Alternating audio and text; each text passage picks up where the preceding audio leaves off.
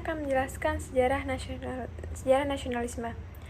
Nasionalisme awalnya berkembang di daratan Eropa. Pada akhir abad ke-18, di Eropa mulai berlaku suatu paham bahwa setiap bangsa harus membentuk suatu negaranya sendiri dan negara tersebut harus meliputi seluruh bangsa masing-masing.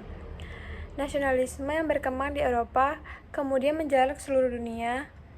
Memasuki awal abad ke-20, nasionalisme berkembang di negara-negara Asia dan Afrika termasuk di Indonesia. Nasionalisme bersifat menghilangkan pengaruh buruk kebudayaan asing dan bertujuan untuk menghidupkan kembali kebudayaan yang mencerminkan harga diri bangsa setara dengan bangsa lain dan diakui berdaulat di semua sisi kehidupan berbangsa dan berbangsa. Ada beberapa bentuk nasionalisme di dunia, yaitu yang pertama, nasionalisme kewarganegaraan adalah nasionalisme yang terbentuk karena negara memperoleh kebenaran politik dan partisipasi aktif dari warga negaranya. Yang kedua, nasionalisme etnis, yaitu nasionalisme yang terbentuk karena negara memperoleh kebenaran politik dan budaya asal atau etnis sebuah masyarakat. Yang ketiga, nasionalisme budaya, yaitu nasionalisme yang terbentuk karena negara memperoleh kebenaran politik dari budaya anggota masyarakat. Yang keempat, nasionalisme romantik atau bisa disebut nasionalisme identitas adalah nasionalisme etnis karena negara memperoleh kebenaran politik dari sesuatu yang alamiah dan merupakan ekspresi suatu bangsa atau ras. Yang kelima, nasionalisme agama, yaitu terbentuk karena negara memperoleh legitimasi politik dari persamaan agama yang dipeluk oleh anggota masyarakatnya. Yang keenam, nasionalisme kenegaraan merupakan kombinasi antara nasionalisme kewarganegaraan dan nasionalisme etnis.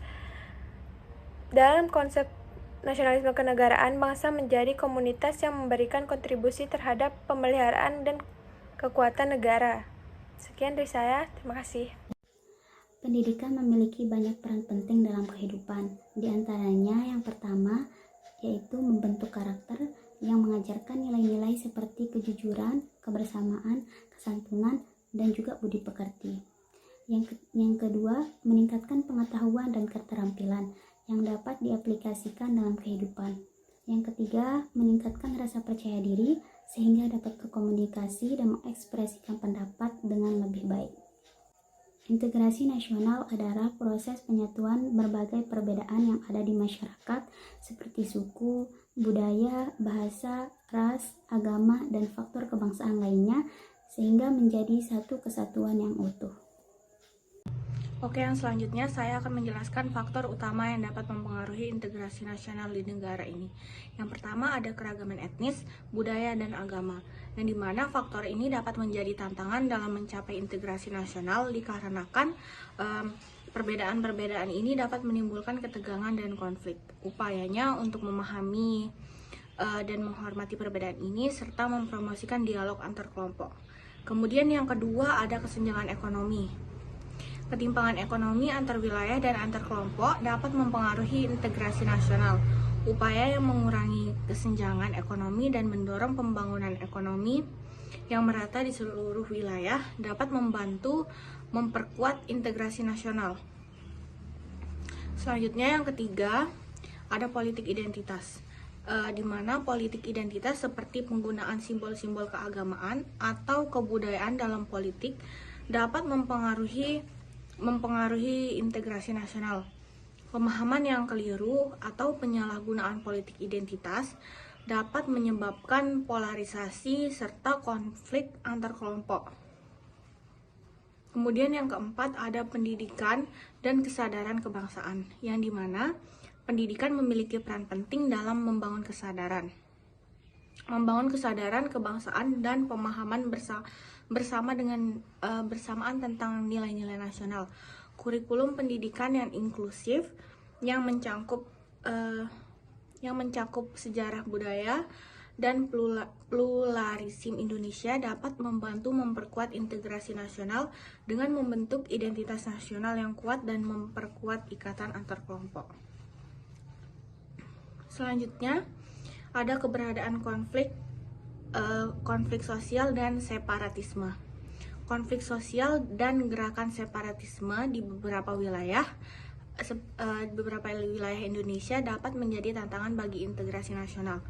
Penanganan konflik dengan dialog, penyelesaian yang adil dan inklusif semua pihak dapat membantu membangun perdamaian serta memperkuat persatuan.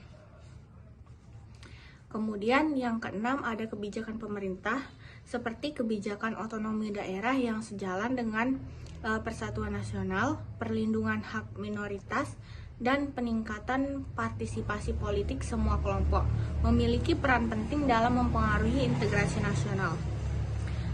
Kemudian yang terakhir ada media dan komunikasi memiliki peran penting dalam mempengaruhi persepsi dan pemahaman masyarakat tentang integrasi nasional. Media yang bertanggung jawab dan inklusif dapat membantu mempromosikan pemahaman yang lebih baik tentang keragaman dan nilai-nilai persatuan.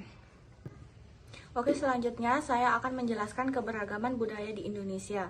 Integrasi nasional menjadi sangat penting bagi Indonesia. Integrasi nasional merupakan proses pembangunan kesatuan, persatuan, dan kerjasama yang saling menguntungkan antara berbagai kelompok masyarakat dalam satu negara yang memiliki kebudayaan suku, agama, dan bahasa yang beragam. Integrasi nasional memainkan peran penting dalam mempertahankan keutuhan negara di Indonesia. Kemudian pemerintah dapat melakukan berbagai upaya seperti memberikan akses pendidikan yang merata di seluruh wilayah Indonesia, membangun infrastruktur yang memadai, memberikan perlindungan dan pelayanan yang sama untuk semua warga negara. Pentingnya toleransi dan kebersamaan, menghormati keberagaman budaya dan suku, serta membangun jaringan kerjasama antar berbagai kelompok masyarakat dalam satu daerah atau antar daerah.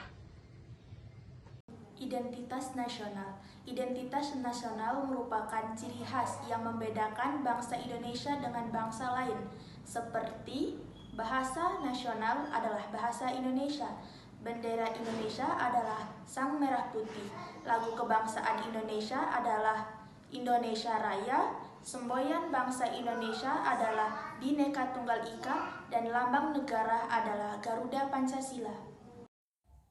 Assalamualaikum warahmatullahi wabarakatuh. Perkenalkan, nama saya Catur Budi Haryanto. Di sini saya akan menyebutkan tentang hambatan dalam mewujudkan integrasi nasional. Yang pertama, keragaman suku, agama, budaya, dan bahasa. Yang kedua, kesenjangan sosial dan ekonomi. Yang ketiga, konflik horizontal. Yang keempat, ketimpangan akses informasi. Yang kelima, politisasi identitas. Yang keenam, kesadaran dan pendidikan mengenai integrasi nasional. Selanjutnya, upaya penegakan integrasi nasional. Yang pertama, pendidikan multikultural. Yang kedua, program bantuan keuangan dan pembangunan. Yang ketiga, Hari Nasional dan peringatan bersama. Yang keempat, dialog antar agama dan antar budaya. Yang kelima, penegakan hukum dan perlindungan hak asasi manusia. Yang keenam, promosi budaya dan seni. Lalu, yang terakhir, peran media dan komunikasi. Sekian, terima kasih. Assalamualaikum warahmatullahi wabarakatuh.